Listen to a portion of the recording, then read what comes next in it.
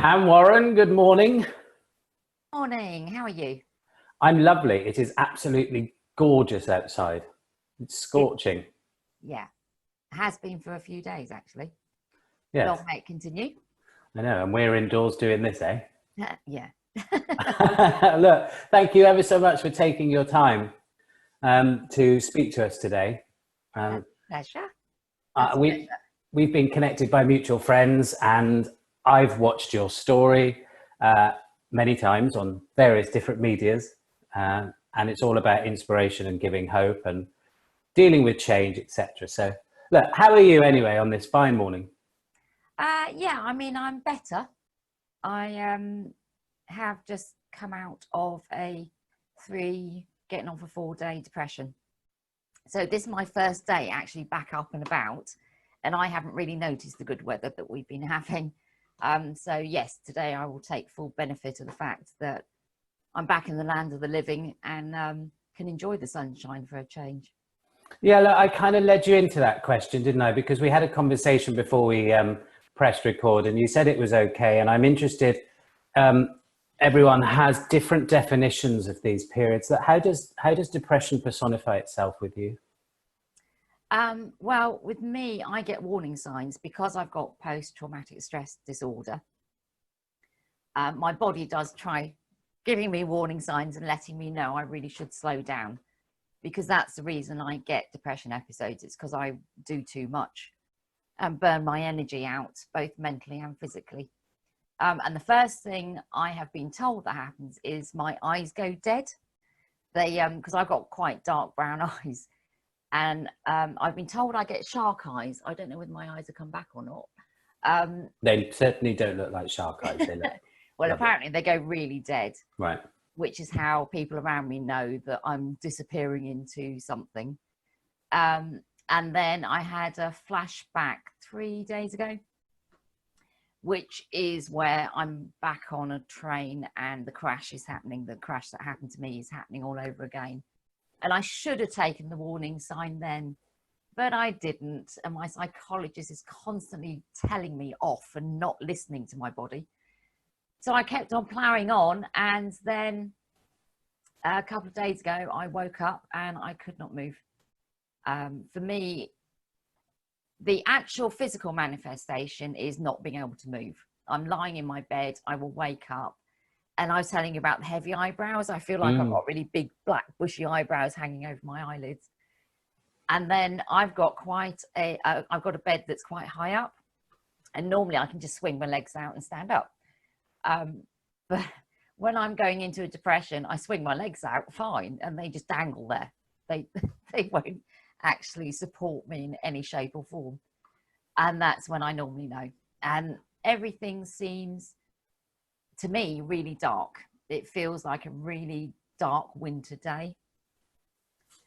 And I think I've described before that I always liken it to being at the bottom of a well. So I know life is carrying on all around me, but it's a bit like if you can imagine being at the bottom of this well shaft, and you can see sunlight above you and you can hear everyone else getting on with their little lives and everything, but you're right at the bottom and it's dark and it's damp and it's horrible, and even though you might try to crawl your way back up towards the light, it's just too steep and slippery. You don't have the energy. So it sounds like your body wants to do one thing and something is stopping you. What is this combination that are we programmed to think, no, I've got to get out of bed, I've got to get on, but something stopping you doing that? Your mind, I have learnt, is a really, really powerful thing. I mean, when you think about it, it denotes everything about us physically. So it shows when we're happy, it shows when we're sad. And your brain, I have learned over all these years of having PTSD, can stop you physically in your tracks. So I always call my depression a FUG, F-U-G. And I now treat it as my body's way of saying, Pam, that is enough. You need to stop and you need to rest. And all it will actually allow me to do on those days is sleep loads of hours. It allows me to get up and feed myself, and that's about it. I mean, even if I try getting in a shower to get myself clean, it will not, you know, I just feel too tired and lethargic to even do that. And when I say feed myself, that quite often is opening up a tin of baked beans and just eating them cold, just to keep nutrition going. So yeah, your brain is really, really powerful. However, if you take that on the converse side, if it can be that powerful that it stops you with the depression, it can be that powerful when you're feeling well and healthy to push you forward. So you can actually learn to harness, by learning from the downside, you can learn to harness it for when you need it for your own purposes, when you are happy and healthy. So many people, Pam, are going to resonate with this about depression.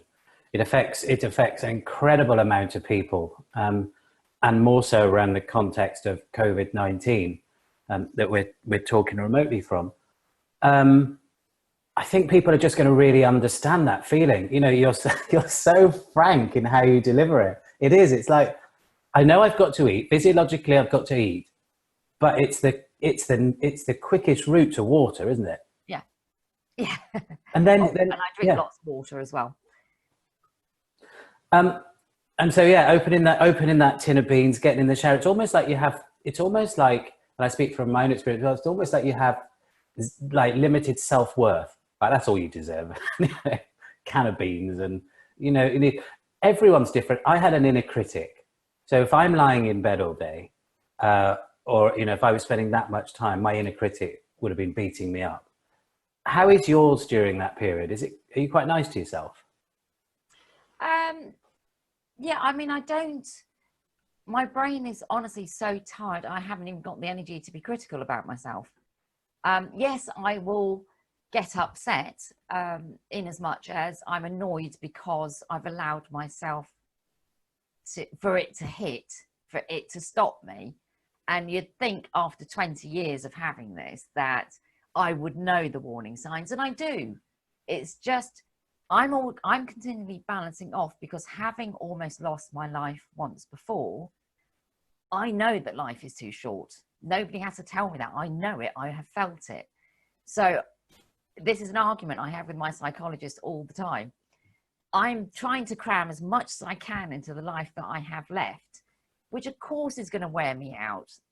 But the way I look at it, because I used to get a depression every single month, and I used to get them for 10 days at a stretch. So as you can, that's a lot of time when you're unable to do anything.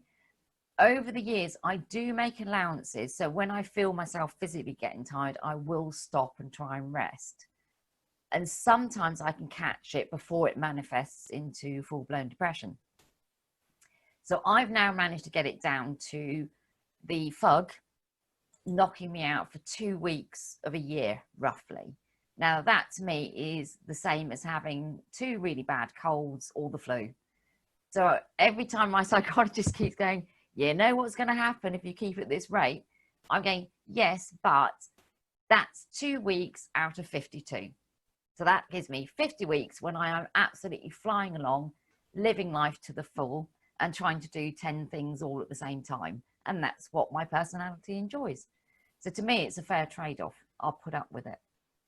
Yeah, it's a bit like people, it just struck me then when you were saying it, because I'm like you as well. I just keep going and going and going.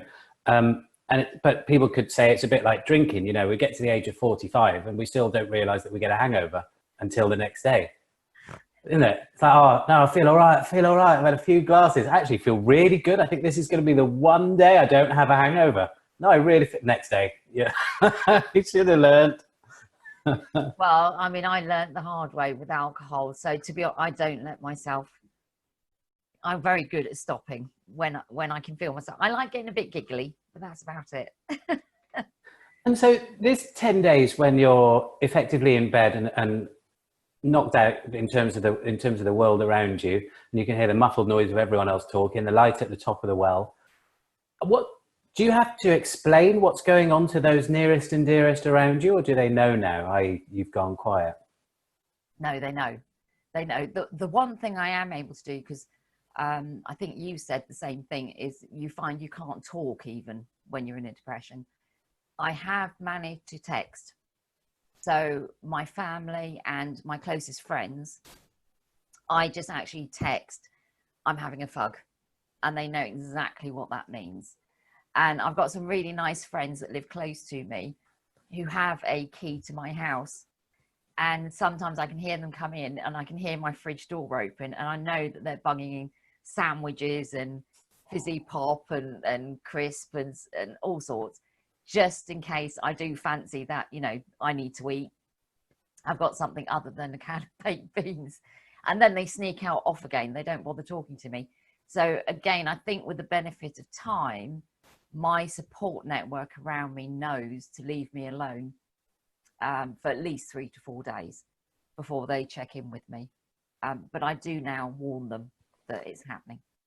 It's lovely that you have that system and that you have those trusted people around you. Otherwise they could just think you're not talking to them. And then that could accentuate the problem, couldn't it?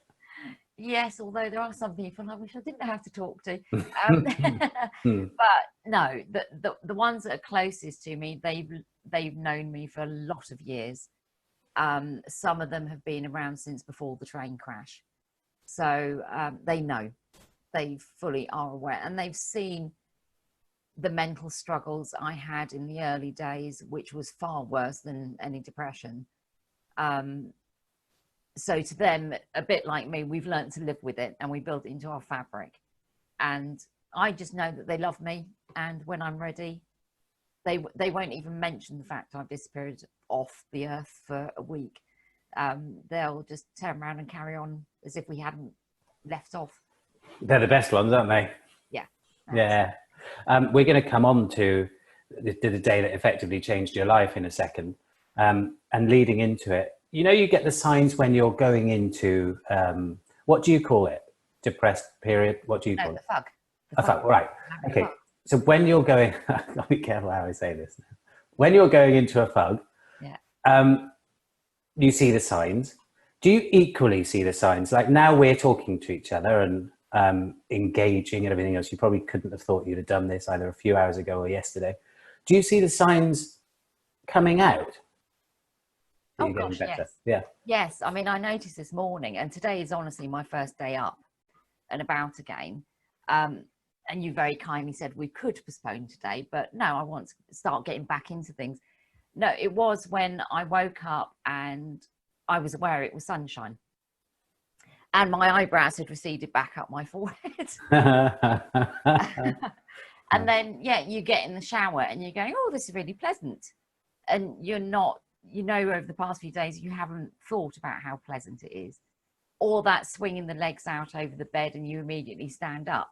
So, yeah, you do notice the signs. And I have to say, it is a relief. I don't know about you, but I cannot function first thing in the morning without a cup of tea. So I have that first half an hour where I feed my pets and then I sit down with a cup of tea quietly. And that's normally when I'm preparing myself for the day. But to be honest, this morning, it was very much, thank God that's over. I'm feeling relieved now. My shoulders went down. And I began to look forward to moving forward and doing things. But I know this is the sort of dangerous point. I have to go slow. I can't just suddenly go at 100 miles an hour again. I have to build it up over the next few days. And by the weekend, I should be up and flying along again. Yeah, I'm trying to, I mean, I resonate with everything that you say, and the heavy eyebrows, it's almost like something dark is pushing down on your forehead, which is just making you go a bit like this. If I could put it into sort of noises, it would be just a bit like this. And then, yeah, like you say, so then all of a sudden you're going down the road and you're singing to a song and you think, bloody hell, wow, I'm singing to a song. I wouldn't have even done that. It's like you catch yourself out of it. And it is a really nice feeling. The best drug in the world for me is self-improvement. And I am, because I was terrible at comparison. So now I just look at how I was yesterday, the week before. And it would be a lovely state of affairs, wouldn't it, if you knew what mood you'd be in the morning. Like if everything was sort of calm and you could plan and you'd diet and you'd go to bed and you knew that you'd be up with the sparrows and it'd be great. Not real, but it would be good. That to me sounds very monotonous. I get this impression about you and watching your videos. You're comfortable with the uncomfortable, aren't you? Yeah, that's post crash. Right. I really, I can't bear it. If things are the same, I'm off. Effectively. This is why I would be hopeless if anyone wanted to employ me.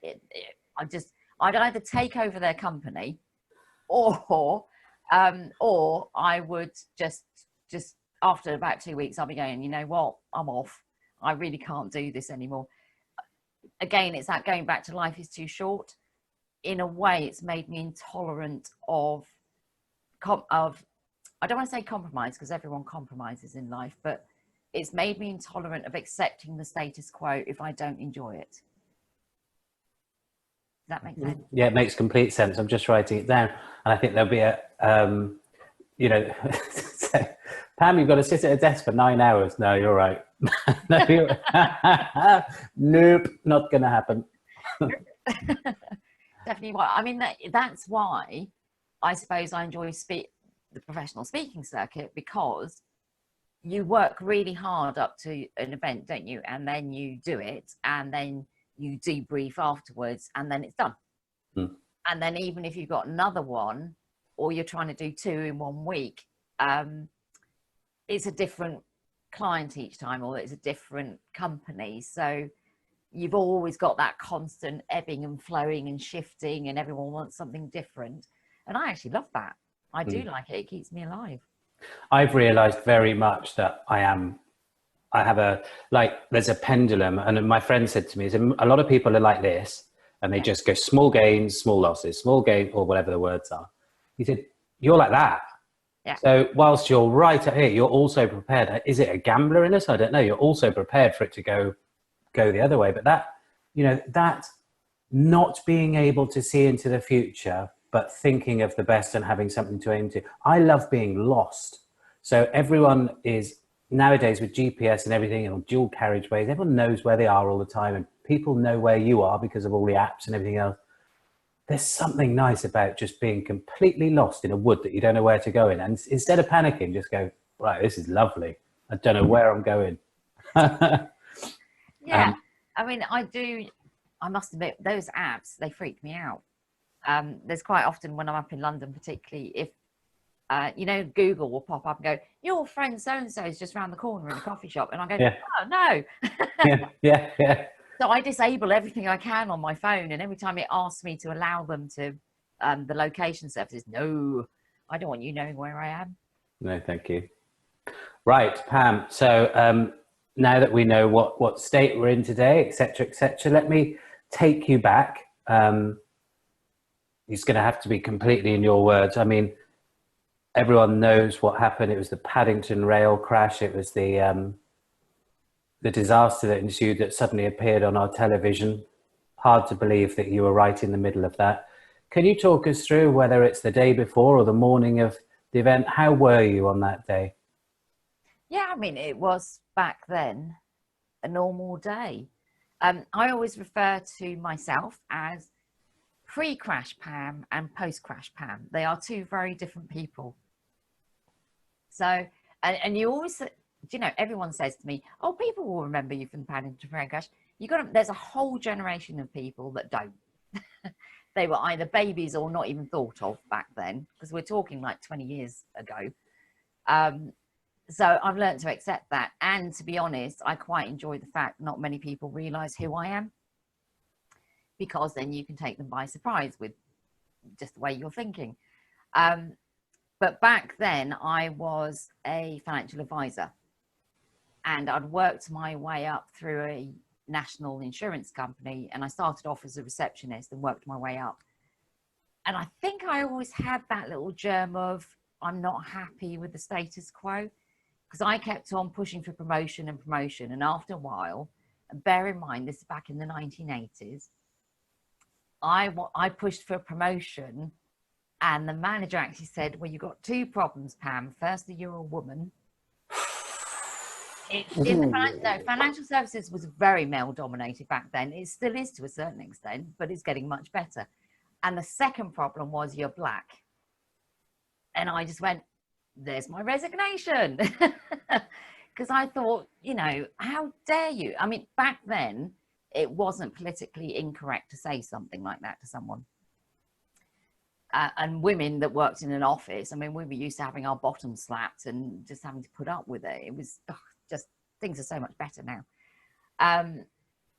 However, I left and I joined a fledgling company, which was still financial services.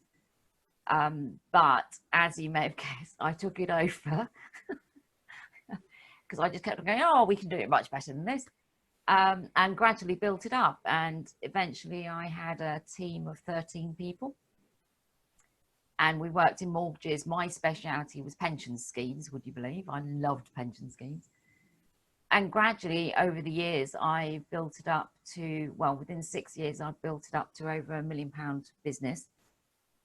And I got to the stage where I thought, I've got a choice here. I can either go really big, or I can stay relatively small but become exclusive, so shut my doors on new clients and charge the clients I did have to retain my services. So that's what I did.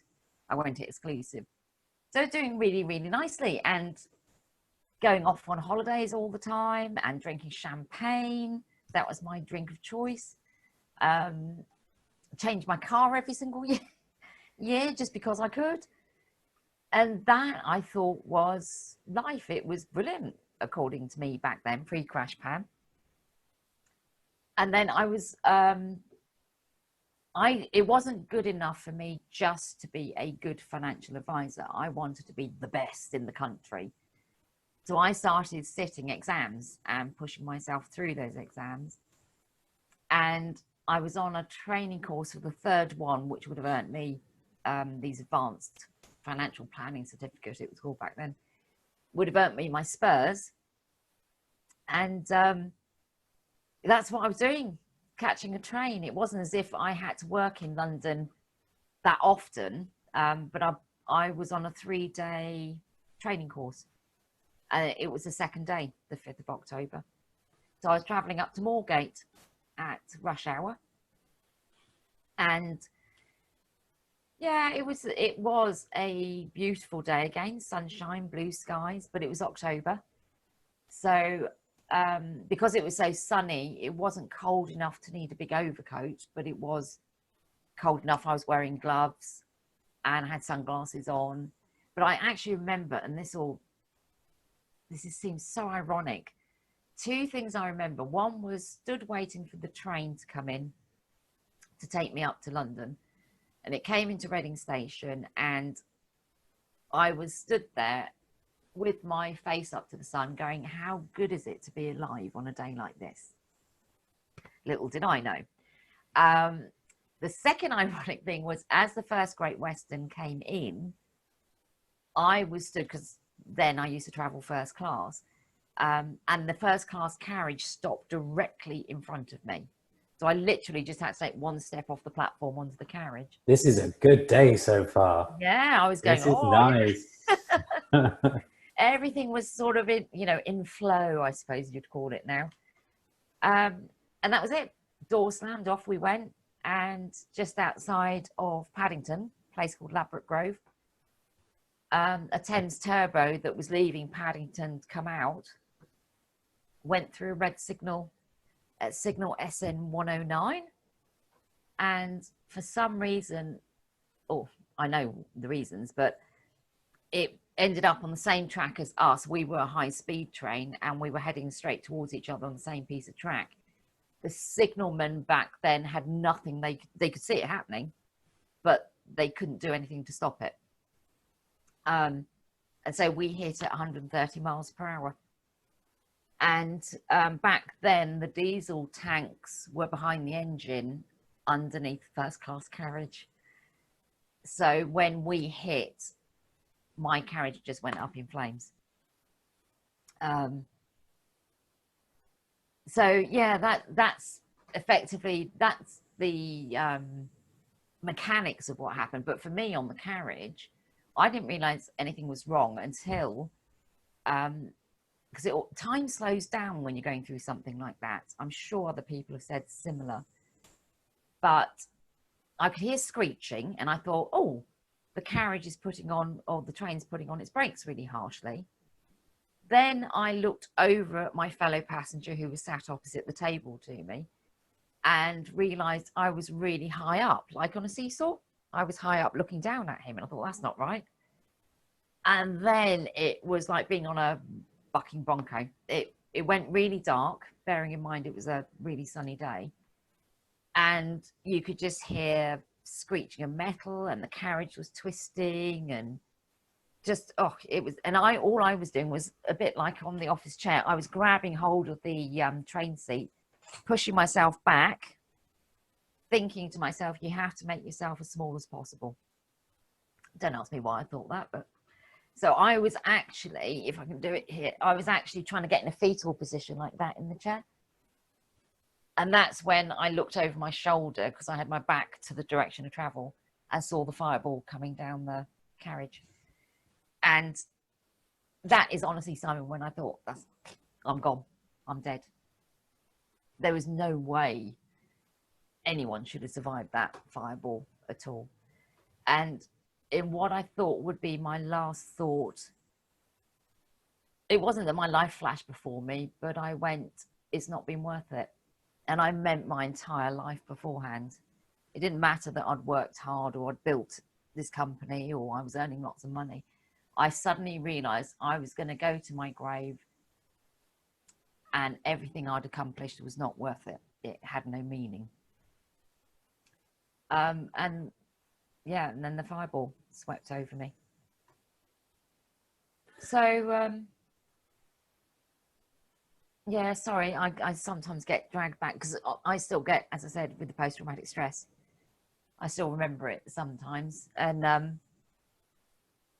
well, let me give you a breather for a sec, Pam. You know, you may have told this story a few times, but to someone who's heard it for the first time, it's incredibly striking.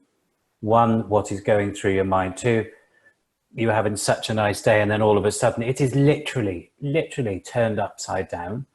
The other thing is your reaction when you're obviously gone into a mode where you kick in and think sensibly about getting down, looking after yourself. I mean, this is all happening in like, what, 1, 2, 3 seconds, this whole thought process.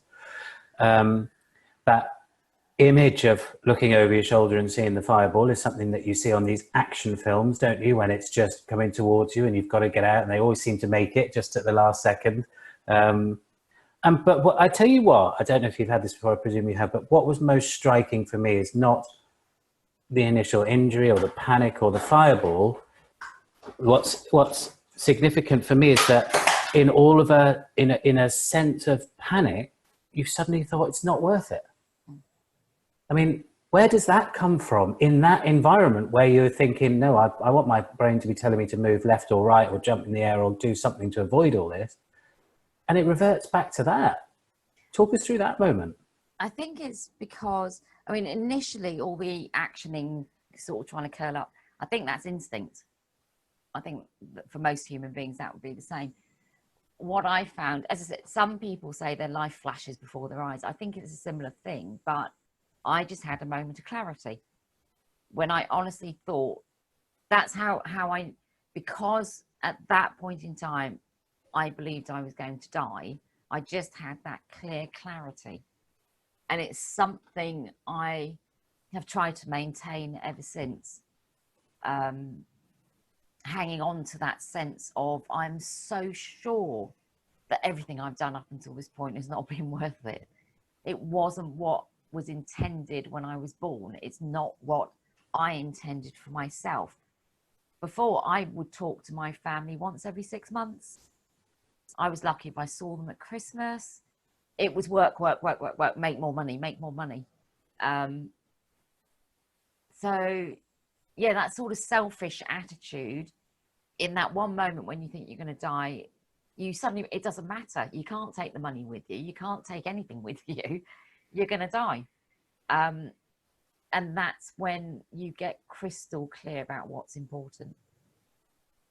That's so powerful.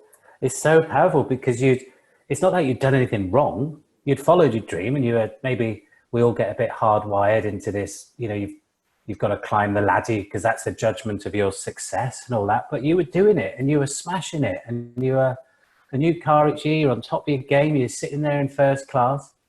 What was it you lacked then? What was crystal clear? This is what I'm trying to get at. What were you lacking?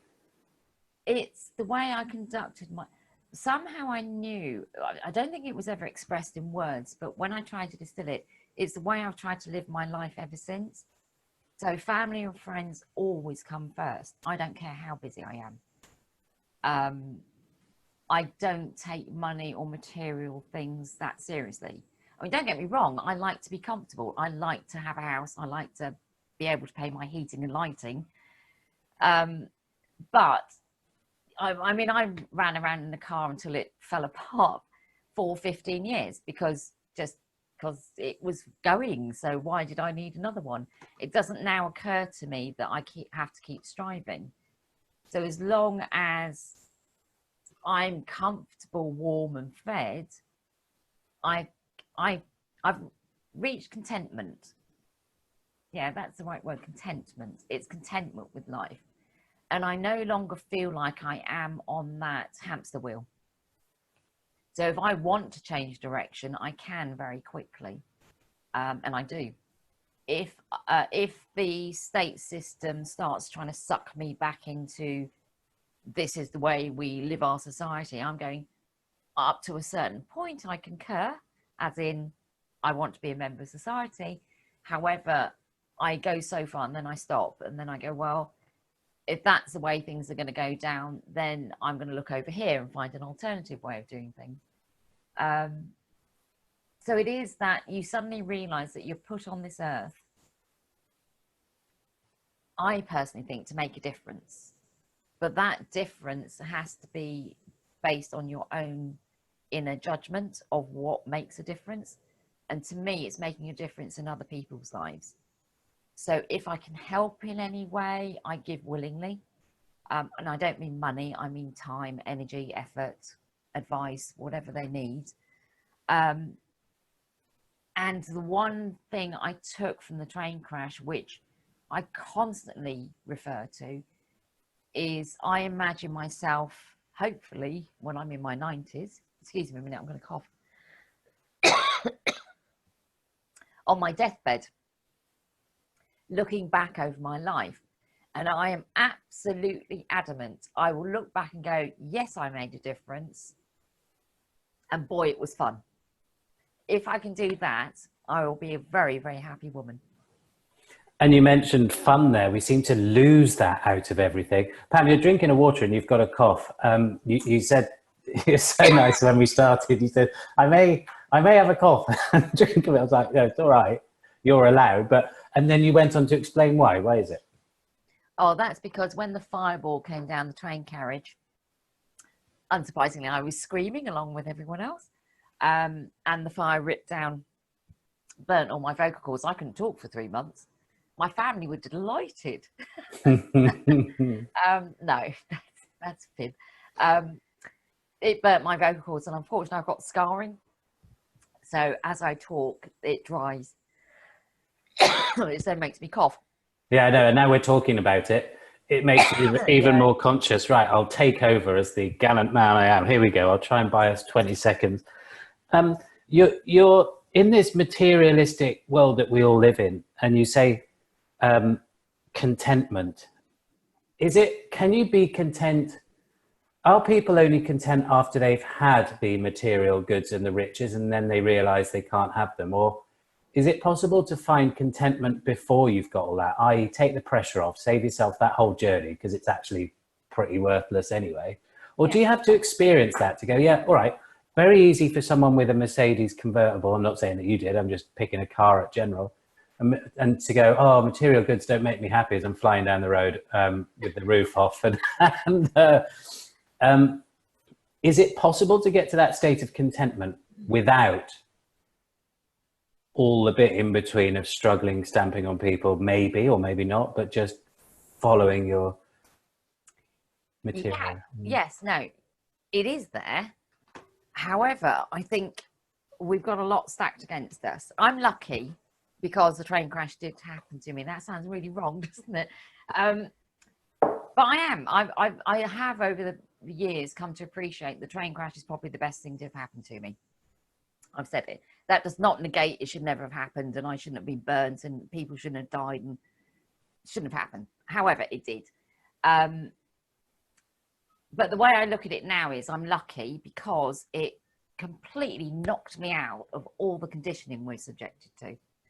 Because I woke up in hospital 3 weeks later, I was in a coma, and my life was just gone. It was, my company had gone because there was no way I could physically get back to work. I was burnt, so my hands didn't work. My face was awful. Couldn't talk. So my marriage completely collapsed through it all because the pressure was too much.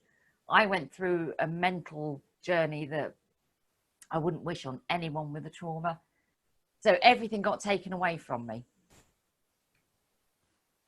including my home and my living and being able to pay bills and all that sort of stuff. So I was knocked out and found what was more important to me, which is totally different to anything material.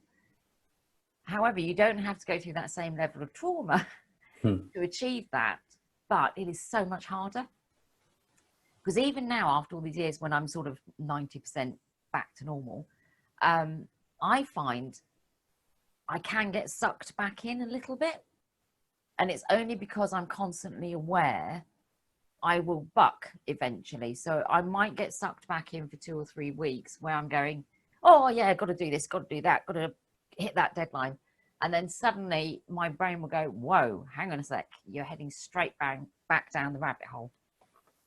So I'm lucky because I've got that valve. Whereas people who have not had any form of, I don't know, awakening through that will find it harder because we are conditioned from when we come out of the womb. That's all we get told. You have to go out to work, you have to pay bills, you have to get married, you have to get a mortgage, you have to have a pension, you have to do this, you have to do that. And if you're told that enough times from a very young age, you believe it. And it's very difficult to break that belief.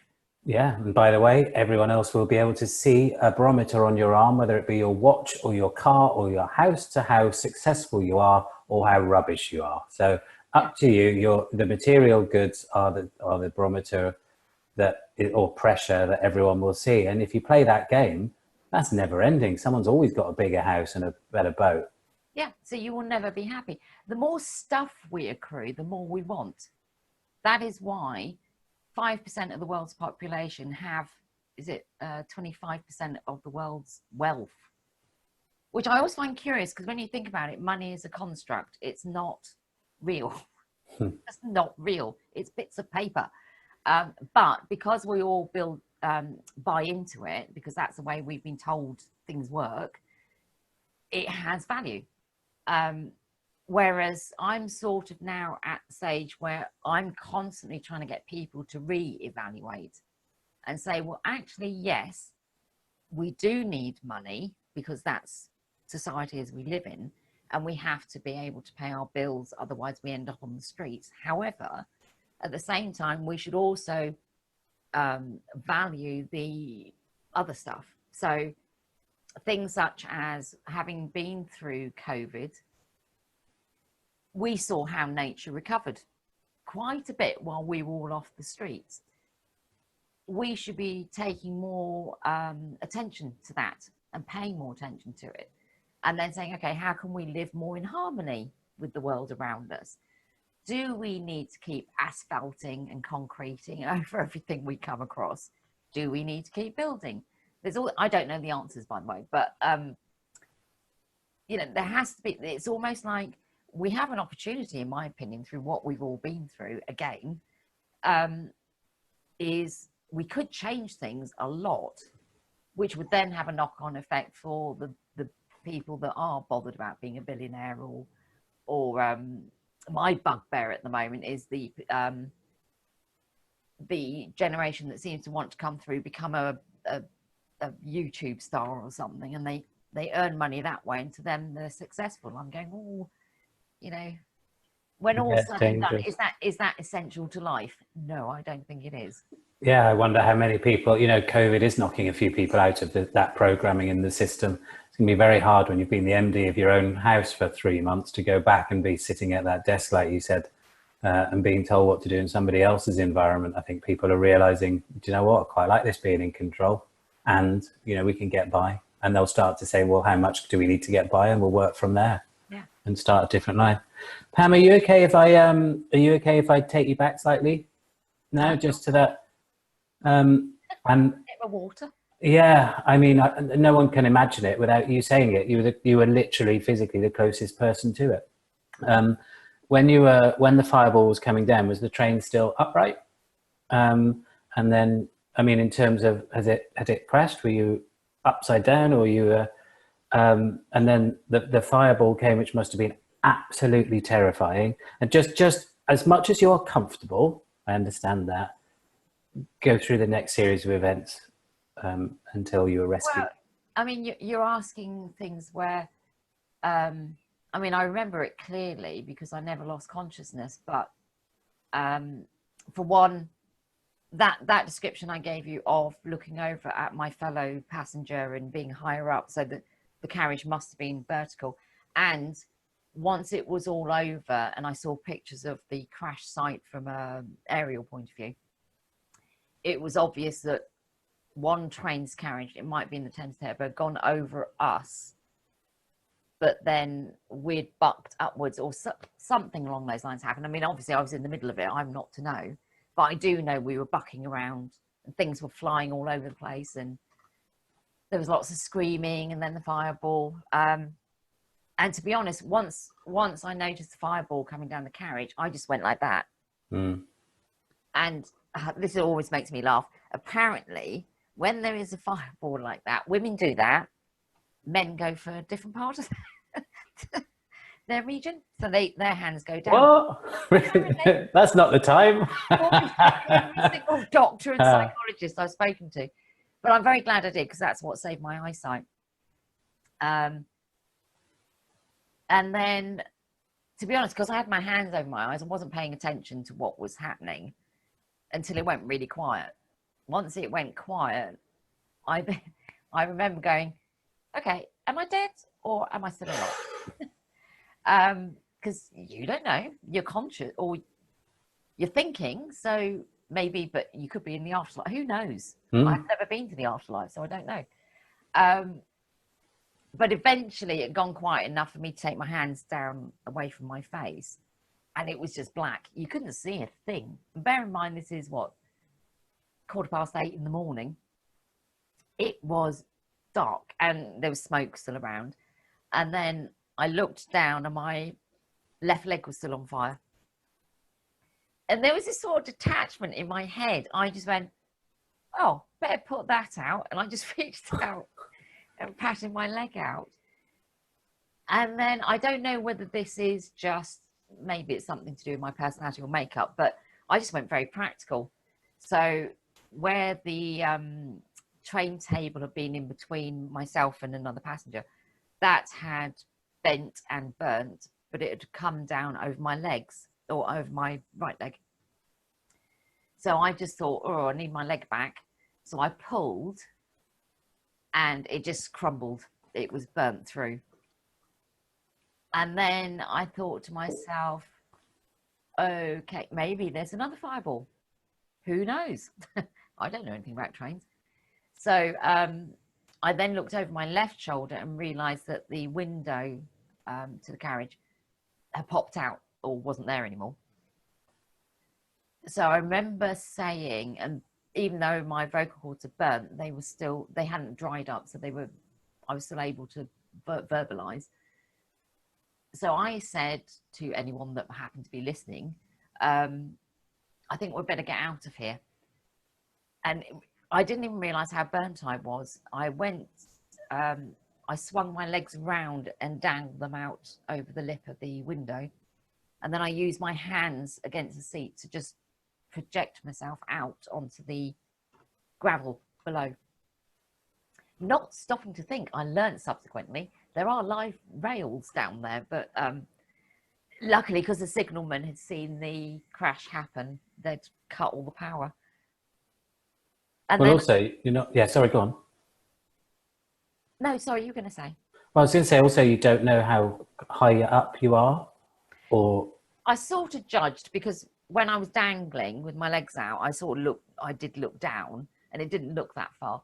One thing I can tell you then, because I am a woman that does wear high heels when she's out and about, do not go jumping out of things when you're wearing high heels because you go over on your ankle, it's really painful.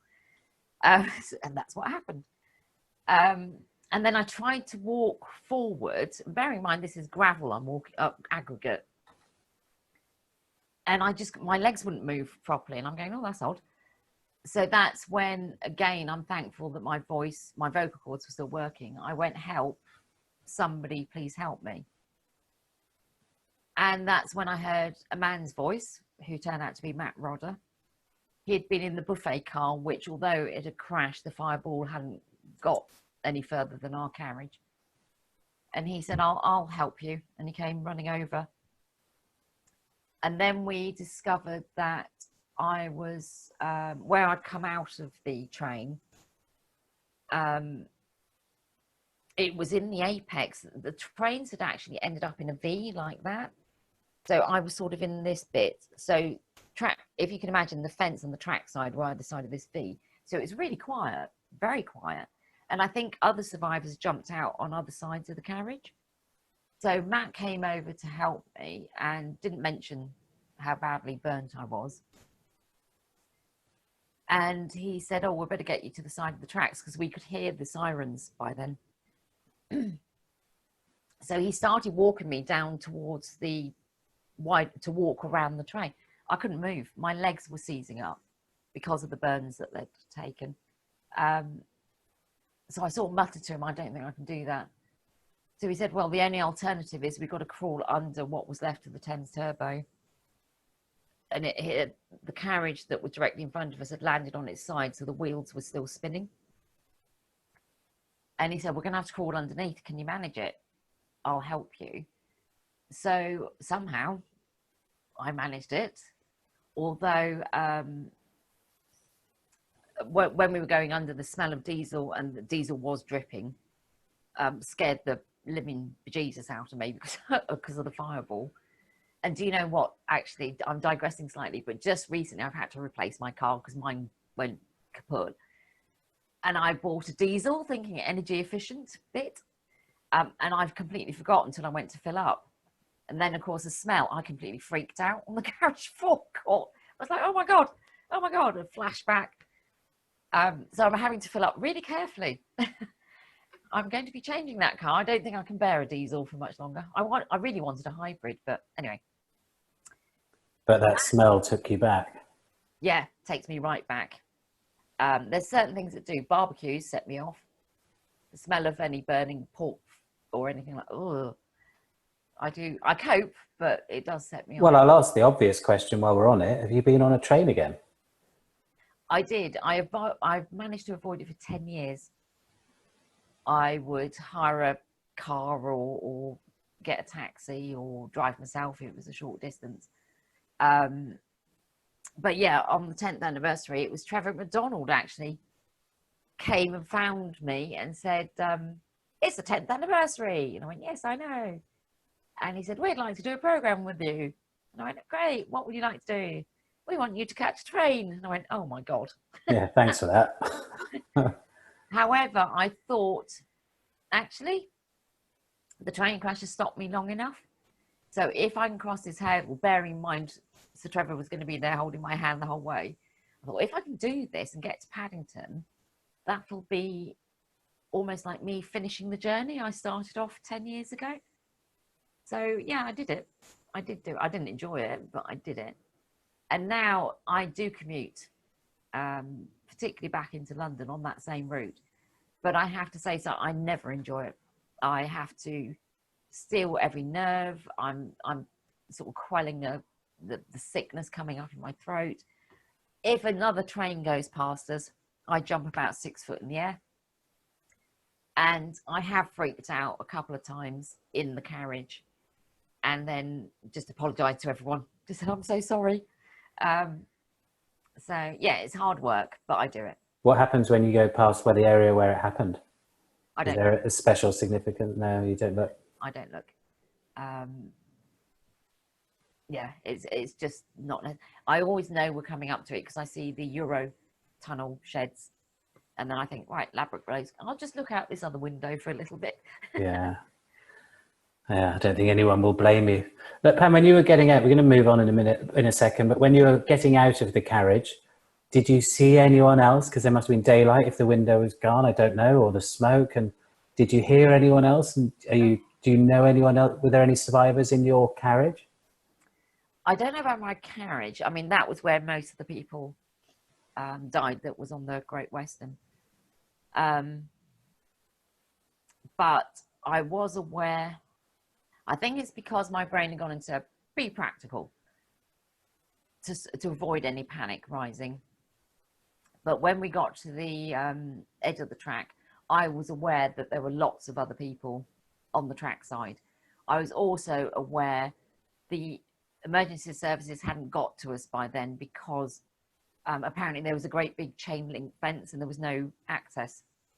I remember seeing it on the news. They had to cut their way through it. So it was for a long time just survivors.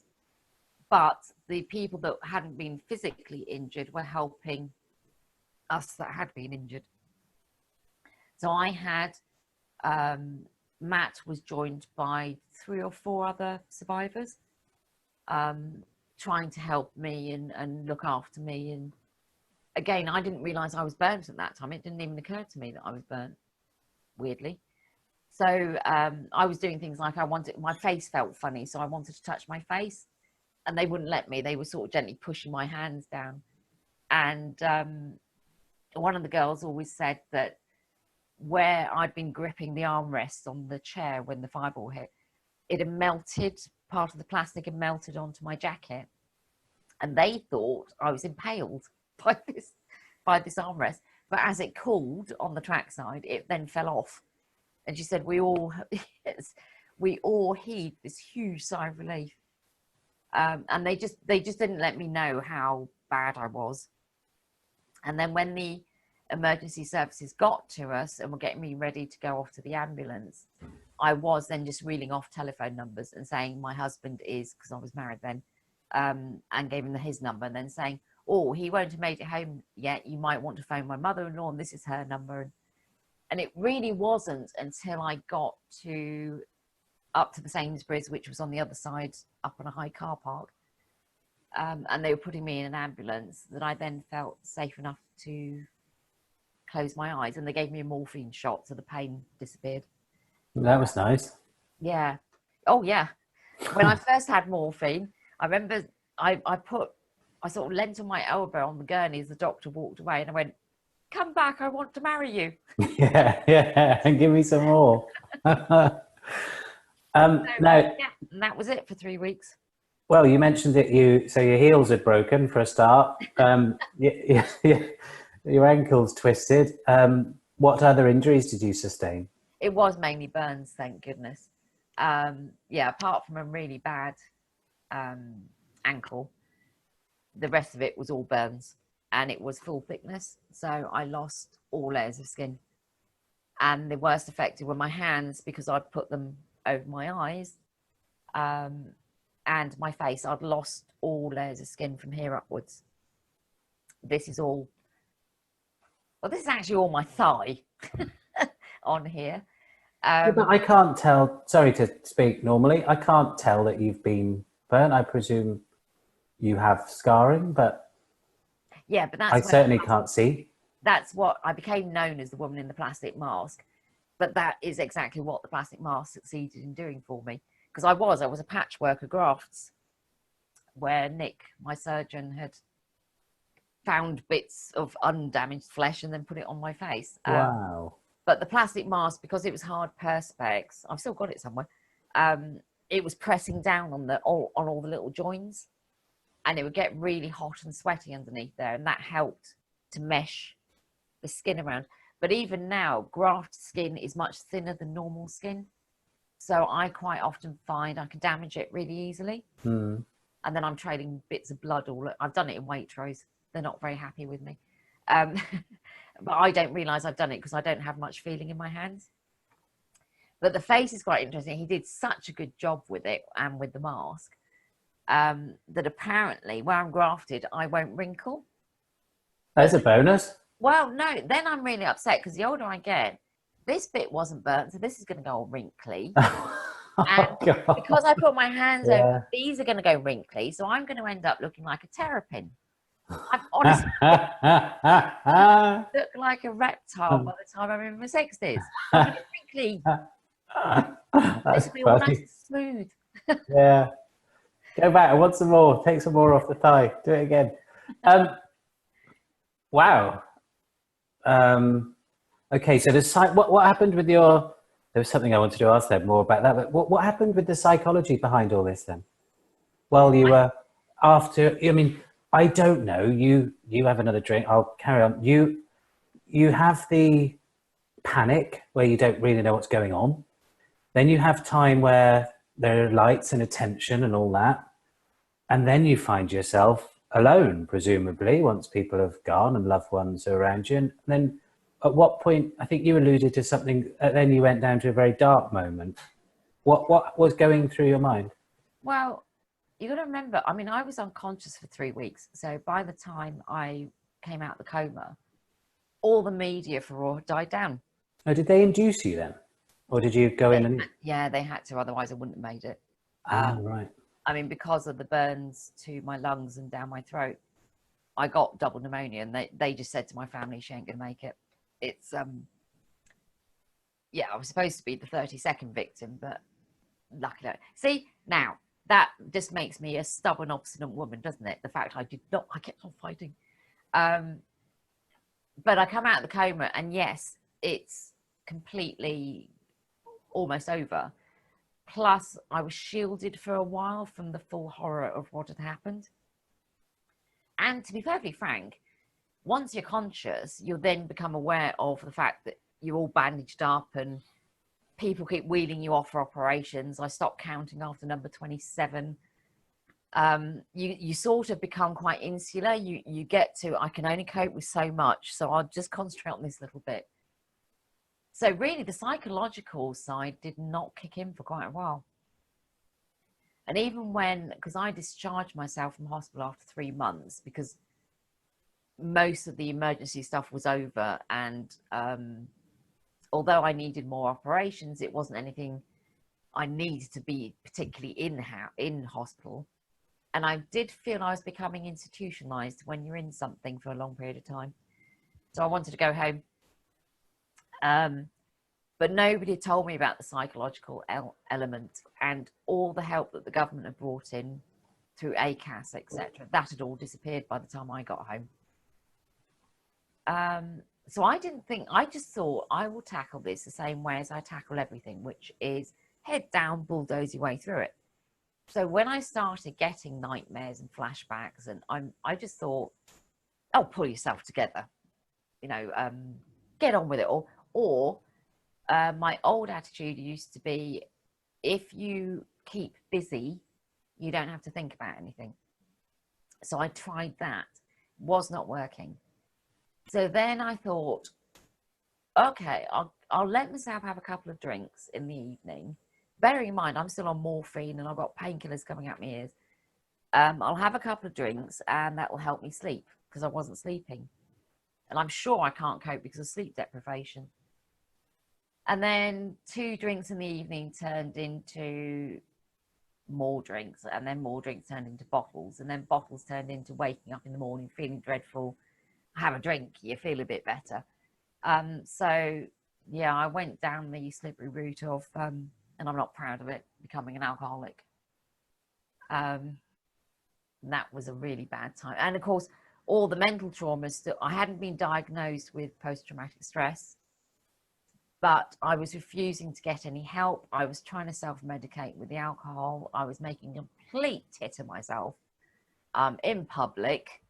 So everyone thought I was this great campaigning woman that changed the rail safety system. I'm proud to say I did. However, behind that mask, I was falling to bits, absolutely falling to bits. And I would not listen to family or friends. And I think the thing that really saved me was I had joined a charity called the Scar Free Foundation very soon after coming out of hospital. And they fund research seats that look into burns and people with scarring. And more recently, they do how best to heal wounds from our soldiers when they come back overseas. And their chief ambassador was, or is, Simon Weston, you know, the Falklands hero. I know Simon Weston. Yeah, I've seen him speak as well. He's a absolute hero of mine. Well, he and I have become very good friends. But I reached out to him because of the charity, because I was then a minor ambassador compared to him. But I reached out to him and said, would you mind if I came to speak to you? And the lovely man that he is says, no, here's my address. Come up and we'll have an hour or two together. So another nice guy, Jonathan, from the charity drove me, because on morphine, you're not allowed to drive, to Simon's place. And I was there for 8 hours. And he is the only person I admitted to that I had a drinking problem. Who's Simon? Yeah. And he turned around and he said, been there, done that, got the T-shirt. And I went, oh, okay. Also, because he had been so badly burnt, obviously, in what happened, he understood about the pain and the trying to cope and the loss of self-esteem and feeling, because back then I did think I was on the rubbish heap. Wouldn't be able to work again, nothing. And he gave me the best piece of advice I've ever had, which was, Pam, you have a simple choice here. You can carry on drinking and that will finish off destroying what you have left of your life after the train crash. You will lose everything. Or you can make a choice and decide, I'm not going to let it get the better of me. And I don't know why, but it just seemed struck a chord for me. So I went home and I tipped every single bit of alcohol down the sink. And I did not touch it for 2 years. I came off alcohol cold turkey completely. And really, I think that's when I was then better able to deal with the mental trauma and get the help that I really needed, which was through a psychiatrist and a psychologist.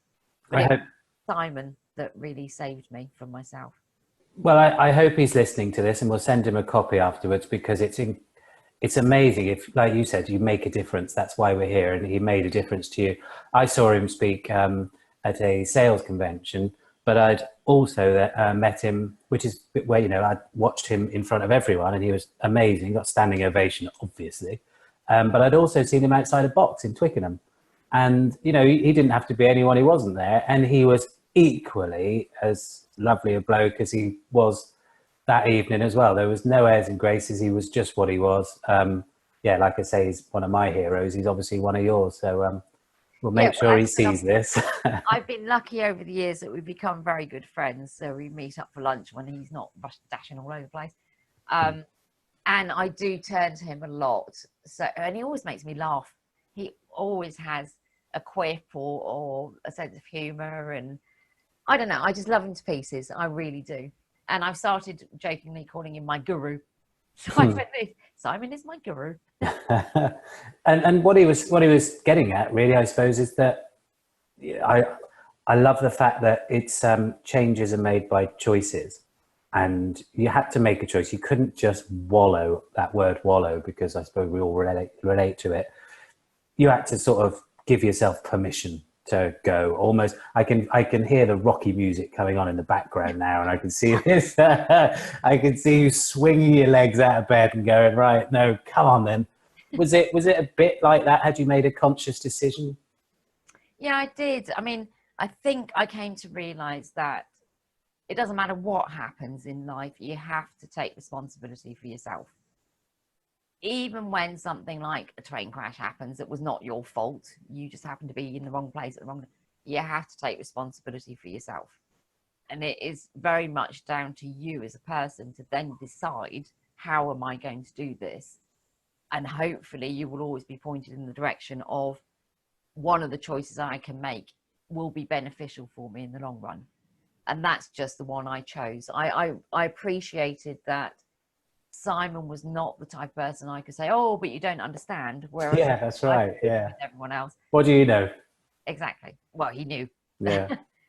So yeah, I think also it gives you, obviously, as your body gets better and then your brain starts catching up, it gives you new ways of looking at things as well.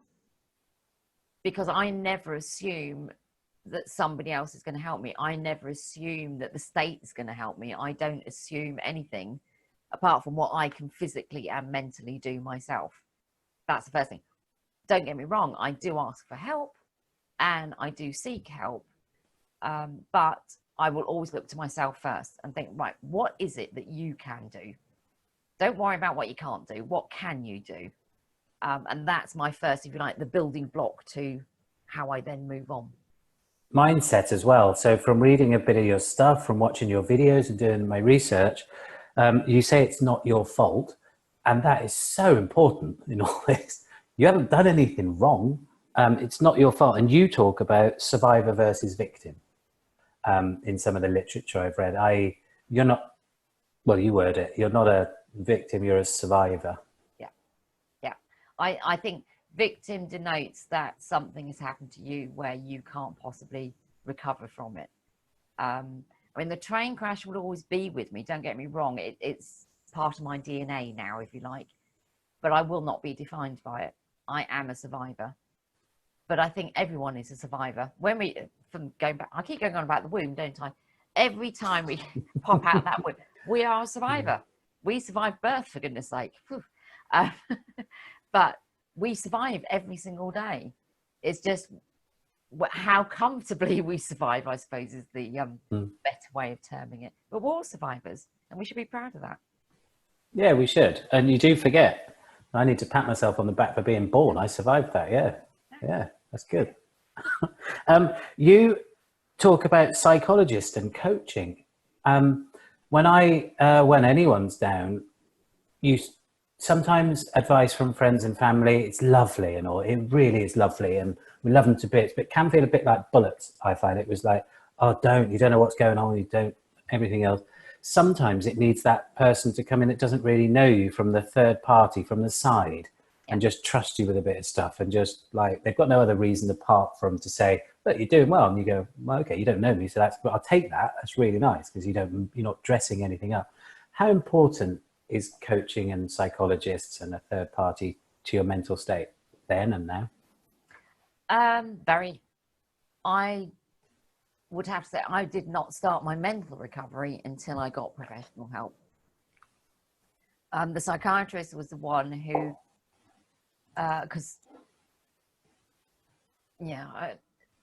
when I was going through the mess, this was before I'd spoken to Simon, I actually tried to commit suicide. I'd got that low, but I was still drinking, and anyway, so I ended up back in hospital. I just wanted it to stop. I just thought, I can't carry on. What happened, Pam? I'm admitting we're all vulnerable. I don't care how positive anyone comes across. We are all vulnerable at some point. And it had just got to the stage where I was in pain constantly. I was supposed to be this great campaigning rail safety woman. I felt the responsibility of that on me. I was still going into operations. It was just like, I was sort of, for God's sake, give me a break. And yeah, there was just one night when I thought, I want to go to sleep. So I took my prescribed sleeping tablet. And then after half an hour, I went, I'm not sleepy, I'll take another one. And then a little while later, I'm not sleepy, I'll take another. And that's how I overdosed. Now, it was probably a cry for help more than a serious attempt. However, I could have seriously damaged myself. But that is when, once you end up back in the hospital system and you've tried to commit suicide, that is when you have to get a psychiatrist. They won't let you out otherwise. So my sister, my lovely sister, she found me a place, a clinic, where it was for patients with mental problems. There was all sorts in there. It was beautiful. It was set in the Berkshire countryside, and it was all Tudor, looking. but people have all sorts of problems in there. Anyway, I got committed, if you like, for 3 months, and then you get a psychiatrist. And the first psychiatrist was lovely, but I've been through 3 psychiatrists and 5 psychologists. And the reason for that is you move on. Even when you start to get better, you will move on. And then you need different professional advice. Don't always stick to the same person all the time. That also shows you yourself that you are progressing. The fact that you can move on to someone new with a different way of doing things. But that first guy, he immediately put me on medication for depression. And I started to feel a bit better. And he just said, you need to rest. That's all I want you to do in this clinic is just rest. I don't want you to have any dealings with the media. I don't want you doing anything. Just rest. And I needed it. And again, like you were saying earlier, it was almost like somebody giving me permission to stop. And I felt cosseted. And obviously they were doing all the cooking and the washing up and all that sort of stuff. So, yeah, it was a pleasant stay. But when I came out, I had then come to learn it was worth keeping a psychiatrist who dish out the medication. But he then suggested a psychologist to then start to repair. He was the one that diagnosed me with post-traumatic stress disorder. And he said, you've now got it chronically because it's been so long left untreated. Which basically means I'll never get rid of it, but I can learn to manage it. And yeah, so the psychologist is different because they treat you for your conditions in order to make you better. So you can come off medication, but I have tried all sorts. And not every single one has suited me, which is hence the reason why I've been through 5. Only because there was one lady, lovely, don't get me wrong, and this does work for some people, but you know the rapid eye movement with the finger? No, but no. There is honestly bona fide a treatment, and apparently it works. But for me, I just found it hysterical. And every time, What is it? Basically, they get you to supposedly relax in not a hypnotized state, but they get you relaxed. And then they literally waggle their finger in front of you. And you're supposed to only follow it with your eyes. And apparently something goes on in your brain. I'm not entirely sure what. However, I'm always a person that says I will try anything for a decent amount of time before I decide it's not for me. So I was just telling this woman whatever she wanted to hear. I thought that's the easiest path, which is pointless, isn't it? It's like when you pretend to be hypnotized. Yeah. Oh, yes, this isn't working. No. So then another psychologist I had, he kept on wanting me to cry. All of our sessions, he kept on, I'd turn up and he'd go, cry. I'll be going, I'm not the crying type. No, that's completely wrong. We're all criers. And he said, you've got this brick wall and you've got to break through this brick wall. I'm not entirely sure this is quite me. But I gave him 3 months and never did cry. I do cry, by the way. It's just, I don't know, if somebody demands that I cry. Just don't do it on demand. And then eventually, my 5th psychologist, I still have. He was recommended by a psychiatrist. And the first words he said to me was, okay, I've read a bit about your story. You've now explained to me who you are. I get the impression you're one of these people that's saying, I don't care about what happened to me in the past. I want to move forward. And I went, yep. And he said, well, let's work out a way to do that. And I thought, thank God. So ever since then, he's been my psychologist now for 15 years. And look, there's a bit there that whether it's grief, divorce, bankruptcy in business, personal tragedy, and massive physical tragedy like that you've been through, there is a point in there when you've just got to move on. And at the time you think, oh, I can't because I feel guilty for everyone else that was concerned. I feel guilty. I should be doing more. I've been given this. But there is a point where you've just got to box it. Either box it and put it on a shelf or embrace it and sort of fade your way out of it. You just box yours, did you? No, I just accepted it. Yeah. I got to the stage where I thought, well, I can't change it. I haven't. Yeah, that's right. That's right. So I might as well make the best I can out of this. So, and my psychologist, Anton, he gave me the tools to then stop beating myself up when I had a depression, or stop telling myself to pull myself up by my bootstraps, or, you know, he just gave me all these coping mechanisms. One of the ones I have, you were talking about self-criticism. I don't get that very often. I do get the imposter syndrome, but I think everyone does every now and then. I did. It was deafening and it wouldn't shut up. But my big thing is I'm very much something that goes, I must or I should. And he said, you've got to take that out of your, and I've got a chart actually up on my wall where if I start going, I must, I should, I then have to stop and go back to his graph and go, no, I don't. I replace those words with much more friendly, softer words so that I stop driving myself on and on and on and on because I feel obliged to. And that's made a huge difference. Yeah, lovely. And the way you talk to yourself, it might be, you might want to do this, or this is an option, or perhaps do that, but it's all right, mate. It's all right, Pam. Do it if you think about it. And that tone of voice is so nice to hear.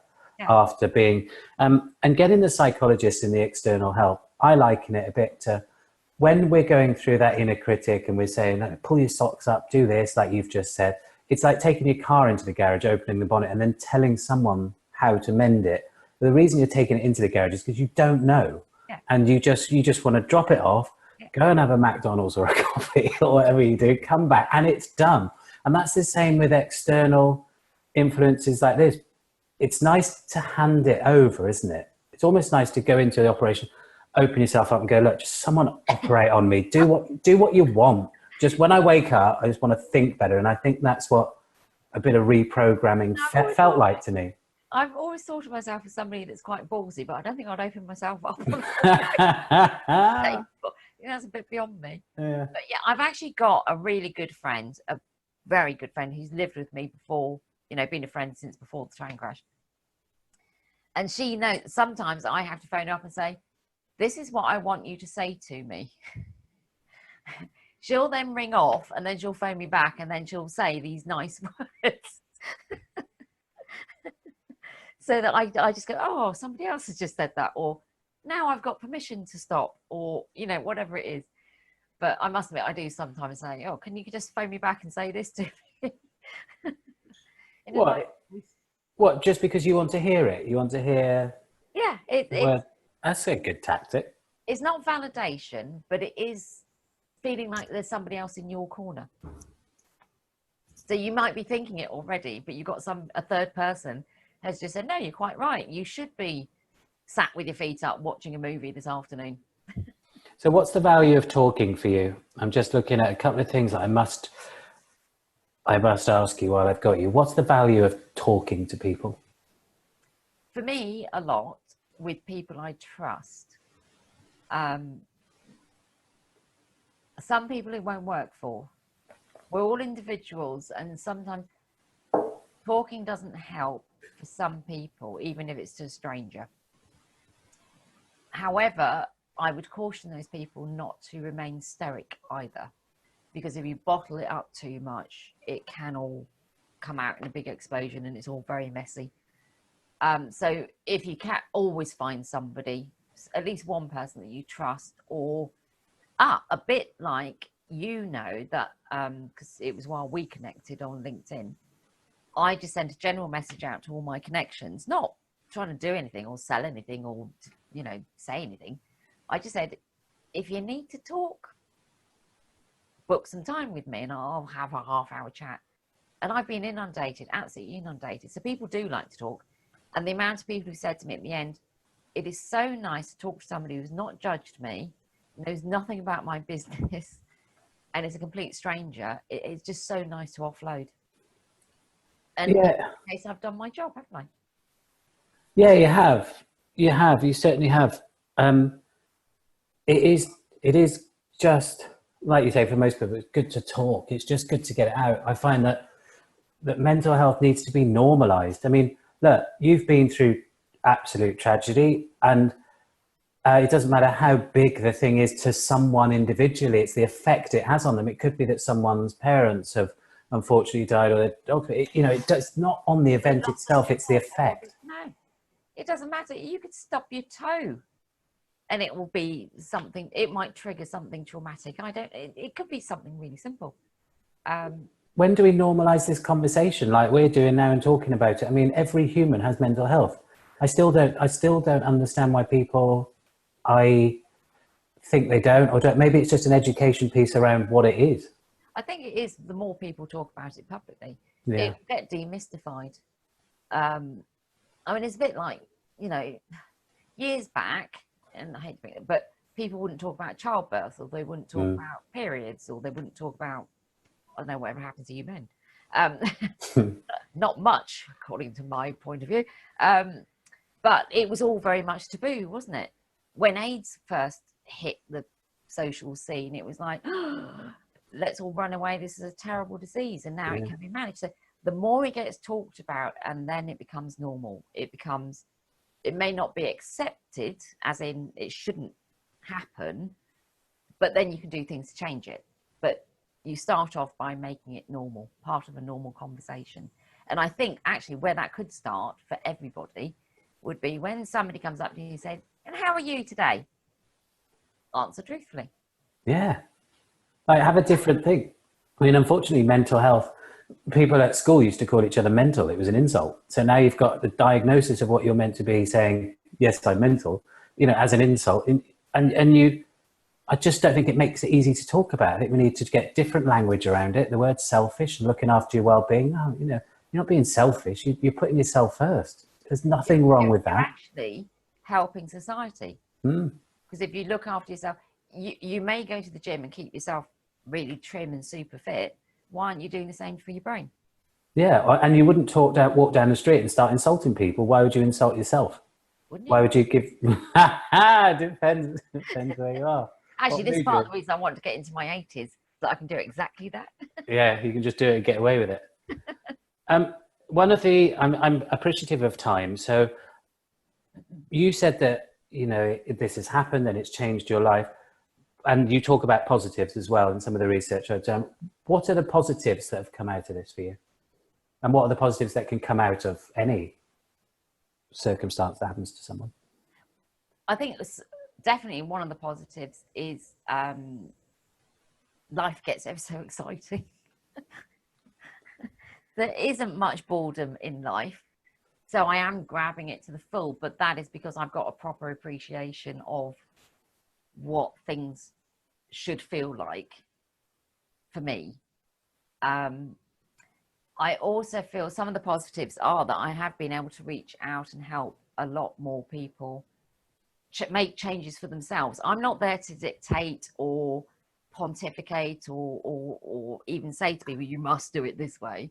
All I'm trying to do is be open enough to admit I'm not always right, and I am vulnerable, and I do mess up sometimes.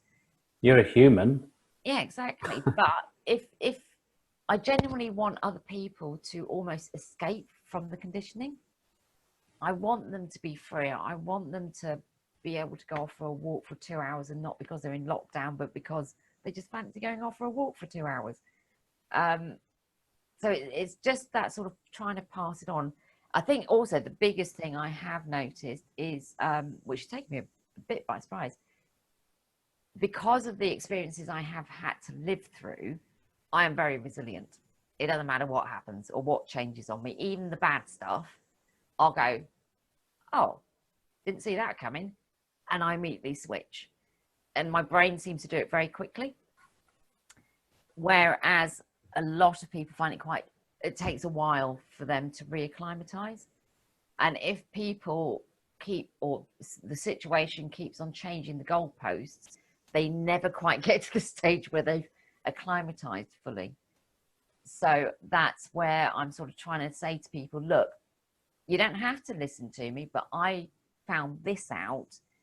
It means now I can switch between any change within 24 hours and I'm off and running again, sometimes in a completely different direction. Why don't you use what I learned? it's there, help yourself. We're quite similar like that. We're quite similar like that, because I think you said at some point as well, and maybe in a previous conversation we had, that you do sometimes like jumping out with that parachute and just seeing what happens. And you know, it is a mindset, because you don't fear change, you seek change, you embrace it. Yes, I don't know where I am today. I seem to be in a different part of the country doing this, and you know, and I'm on stage in front of whatever. What's the worst that can happen? You know, it's one thing that somebody, because I'm self-employed and sole trader, and I just go off and do my thing. But somebody said, "Have you ever done a business plan?" And I went, "That's 5 years, isn't it?" And they went, "Yes." And I went, "No, I have not done a business plan." Yeah. I know what I'm doing next Tuesday. Let them know. Exactly. I've got a rough idea. I know where I'm headed. Do not try and ask me. Plus, if you do something silly like put it down in writing in a business plan, you're then going to stick to it, aren't you? Which then, to me, makes things like has just happened to the whole world throw everything up in the air again. Whereas if you're used to it and you encourage change and you love change, then you just roll with the punches. Right, Pam, I'm going to have to ask you this, because you've had, you know, you had your riches, you had your first class, you had your cars, and you're on that trajectory, a multi-million-pound turning over business. And then we've had the accident, you've had everything that's happened since. What is your definition of well-being?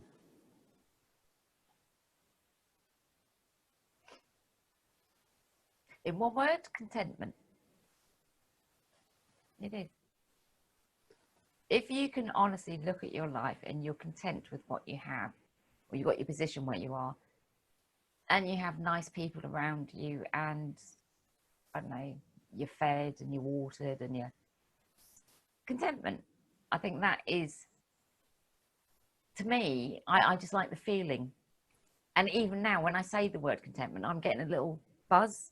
I can feel it, because it's just so, and I think the word doesn't express really how joyful and easy once you hit contentment can be, and it is. I'm smiling from ear to ear. Why? Well, I just think it's the hardest thing to get. I think, can you imagine a world where everyone was content? And it just takes all that pressure off. Now, we've both been in sales, love sales to bits. You know, it's good to chase things and have a purpose and passion, as long as it is your purpose and passion. You're doing it for the right reason. And it's all right to keep climbing that ladder, but just make sure it's up against the right wall. That when you get to the top, it's what you want. And if it makes you content, brilliant. But what we're saying is, it doesn't matter how you get there or what it is, everyone's different. But that feeling of contentment that you've just said is almost, it's like counseling. It does make you just go, oh, it's nice. That would be a nice place. Yeah, and contentment starts with yourself. I don't, anyone who thinks they can buy it or achieve it or work their way up to it, it's more working on that. Yeah, it's more inside yourself. It's how, you know, I came up with an expression once when I was in the mask, which was, it's not important how the world looks at me, it's important how I look at the world. And that is so, that's quite profound, actually. Yeah, I like that. I'm having that. I'm taking that one down. Say that again, please, slowly, so I can write it down and claim it for myself. It does not matter how the world looks at me. It's more important how I look at the world, because it's true. And because I know some people find contentment in meditation or religion, or, you know, just doing yoga, whatever, then those are the things you ought to be gathering towards you, not money or laptops or cars or I don't know, a trophy wife or husband. It has to be more about those things that do actually make you joyful and happy and content. And I'd almost say, if you enjoy running down the street completely buck naked, carry on, except you will get arrested. Therefore, maybe we ought to bring in a law that allows people. You must have seen my calendar. I must have showed you my diary, have I? Everyone needs a release, Pam. Absolutely. Don't judge me. I know you're only wearing a t-shirt while we're talking. Yeah. I know. How do you know that? Oh, there's a mirror. Oh, bugger. Right. So, yeah, I think everyone, well, not everyone, people, and I, including myself, people chase stuff. Whereas actually, if you chase happiness and contentment and you have everyone around you, that stuff will come in its own time. If you're really happy, you'll get there, but you'll get there in a far nicer way. Yeah, but I would always differentiate between contentment and happiness. Happiness can't be achieved, in my opinion, until you're content. Yeah. It sort of comes afterwards, because everyone wants to be happy. And that's a step too far. If you aim for contentment and work on that, that's a doable. I can get there. And then happiness will follow on from there. Yeah, and stop looking at, 3, 6, 12 months into the future and comparing yourself and everything else. Just see how you could be a bit more content today. Do you make the phone call to your mum? Do you have something a bit healthier to eat? Do you have a slightly earlier night? You can only control what's going on in the present, can't you? Do it small, because each small bit builds on top of each other, and then before you know it, you've moved well along the pathway. Right. Well, I'm getting to that point where I'm going to have to ask you to, if you could give one person a takeaway from everything. Now, I know you said it's contentment is your definition of well-being, but I'm going to roll the drum here and ask you, from everything that you've done, Pam Warren, what is your takeaway for someone? Well, actually, I sort of touched on it there. It's transformation towards contentment will come from yourself. So start off small, do one little thing, and then do another little thing that's different, and then another little thing. And it's exactly the way I changed the rail industry. Safety, you just take tiny little steps, and then every now and then just look back and go, look where I've come. That is honestly my biggest takeaway. I still do it because it does. I mean, I have different sheds start points. So where I've just come out of depression, this will be another little. So in a week's time, I'll look back and then go, see how you felt back then? Now, how do you feel? And that just moves you inexorably forward. Lovely. And you could have quite easily and understandably not done this interview today because you had just come out of a period of depression. And I really appreciate it because it's made it, well, it's nice to spend time with you as always. And it's made it authentic and real, that it's normal and it's nice and we can talk about it. And, everything that you could have feared that happened, it hasn't happened, has it? We've had a nice chat. And it gives people hope to just carry on. I'm really, really proud of it. It's great. Now, we want to tell more people about your story. We want to put you on the Wellity platform, and we want to get people to come and watch this, maybe if they're in a downtime. How do we share this story? I mean, where do people find you? How can they book you?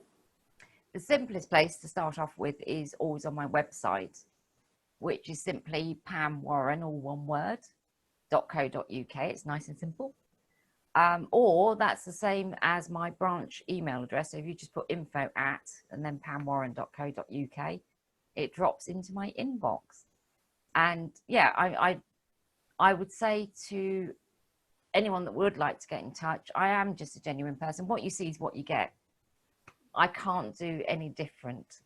But I've met hundreds and thousands of other genuine people that way, that's helping towards my contentment, and I hope that's helping towards theirs as well. Well, look, we couldn't thank you enough. I appreciate it. You put a reach out on LinkedIn which says, can I help anyone? I was like, yeah, I'm having that. And you came back straight away, and we've spoken a couple of times. And, I just really appreciate it. You're normalizing the conversation around mental health. You're coming from a place of authenticity, and I hope it inspires many, many people. Thank you very much, Simon, and thank you for having me on. I hope it's, I hope even if somebody just takes a breadcrumb from this whole session, then that's a little breadcrumb they didn't have before. So I'll be happy. All right, good. Well, look, I'll bid you farewell. I've got some naked running to do, as we discussed. I've got a 12 o'clock deadline. I've got a lot of sun cream to put on. Look, it's been an absolute pleasure. I can't thank you enough. Thank you very much for your time. No, that's a pleasure, Simon. Good luck. Thank you.